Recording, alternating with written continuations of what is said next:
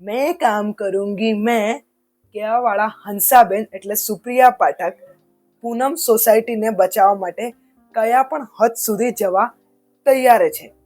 તો નવી મૂવી આવી છે એમની એન્ટરપ્રિનર.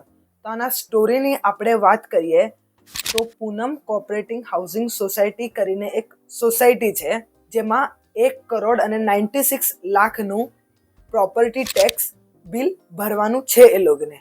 તો હવે બિલ્ડરે એ બધું ભર્યું નથી. તો હવે આ 4 મહિનામાં નહીં ભરવામાં આવે તો આ બિલ્ડિંગ થઈ જશે ડિમોલિશ. તો હવે એ 1,96,00,000 રૂપિયાની વ્યવસ્થા કરવા માટે આ આંટી એટલે સુપ્રિયા પાઠક જસવંતીબેન કયા પણ હદ સુધી જશે.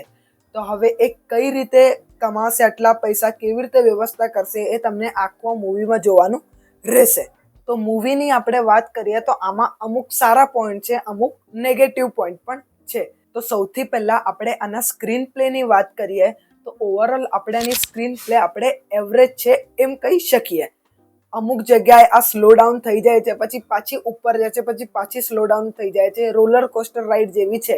આની શરૂઆત એકદમ એન્ટરટેનિંગ પીકથી થઈ જાય છે, પછી ઉપર નીચે થયા કરે છે. પણ એવું છે કે તમને આટલું બોર નથી કરતું. 2 કલાક અને 17 મિનિટની આ મૂવી છે. એમ છે થોડી લાંબી પણ ઓવરઓલ આટલું કંઈ તમને એ બોર નહીં કરે. હા, 1-2 પોઈન્ટ એવા લાગી શકે તમને કે થોડું બોર થઈ રહ્યું છે, પણ પાછું એ તમને એન્ટરટેનિંગ કરવાનું ચાલુ કરી દે છે. તો હવે આની વાત કરીએ તો એવું હોઈ શકે કે અમુક લોકોને આ મૂવી ગમશે અને અમુક લોકોને આ મૂવી જરાય નહીં ગમે. તો હવે આપણે એક્ટરના એક્ટિંગ પરફોર્મન્સની વાત કરીએ તો આમાં આપણને સુપ્રિયા પાઠક, મરઘી દેસાઈ, યુક્તિ રાંધેરિયા જેવા એક્ટરો જોવા મળે છે અને સાથે ઓજસ રાવલ અને પરીક્ષિત તામલિયા જોવા મળે છે. અને આમાં એક આપણને કેમિયો પણ જોવા મળે છે.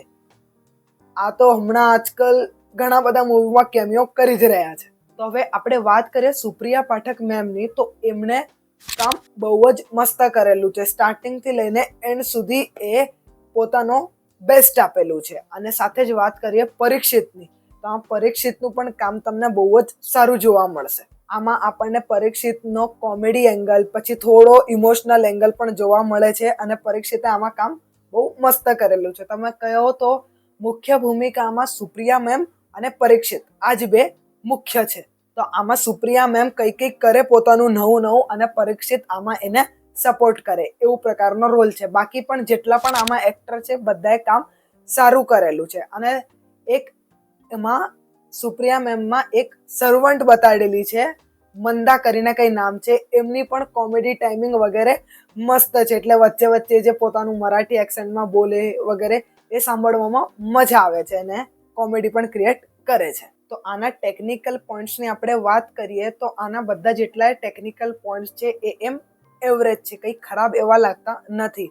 હા, સ્પેશિયલી જ્યારે આમાં અમુક સ્ક્રીન પર જે બતાવવાની વાત આવે, અગર જો હું કહીશ તો પછી સ્પોઇલર સાબિત થશે, તો એ અમુક જગ્યાએ લાગે છે કે હા થોડુંક વ્યવસ્થિત બતાવવામાં આવ્યું હોત હજુ તો જોવાની હજી વ્યવસ્થિત મજા આવી હોત. બીજીએમ વગેરેની આપણે વાત કરીએ તો એ એવરેજ છે અને અમુક જગ્યાએ થોડાસા લો ડાઉન થઈ જાય છે. હા, પણ એમ એવરેજ છે. હા, તો પછી આ મૂવીમાં જે મેઇન વાત ખટકે છે એ છે આની ડબલ મિનિંગ કોમેડી.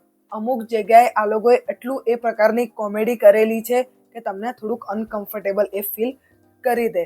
નહીં તો આ જોવાની થોડી મજા હજી વધારે આવે. પણ આવું કરીને થોડુંક શું ઓછું સારું લાગે છે જોવામાં. અને એક તો આખો એમાં એક સેગમેન્ટ છે જ્યાં કન્ટિન્યુ એવું જ ચાલે છે. તો એ અગર જો આમાં ન નાખ્યું હોત તો પણ ચાલી જાત. એવી કંઈ ખાસ જરૂરત હતી નહીં આમ. અને બાકી જેટલી એ કોમેડી છે એ તમને સારી જોવા મળે છે. તમને હર જગ્યાએ થોડી કોમેડી જોવા મળે છે.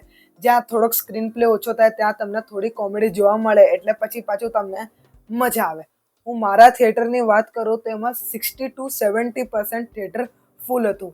કારણ કે એક આખું ગ્રુપ આવેલું એ મૂવીમાં, આખી લેડીઝોનું ગ્રુપ હતું. તો એ લોકો પણ ઘણી મૂવીઓ એન્જોય કરી રહ્યું હતું. તો આપણે એમ કહી શકીએ કે આ મૂવી સ્પેશિયલી મહિલાઓને વધારે ગમશે. અને આમાં 2 થી 3 સોંગ છે જે પણ નોર્મલ છે. એક એન્ટરપ્રિનરનું ટાઇટલ થીમ સોંગ છે અને એક શેર માર્કેટ પરનું સોંગ છે કે એક્સપ્લેન કરે છે કે શેર માર્કેટ શું હોય ને એમાં કેવું બધું હોય.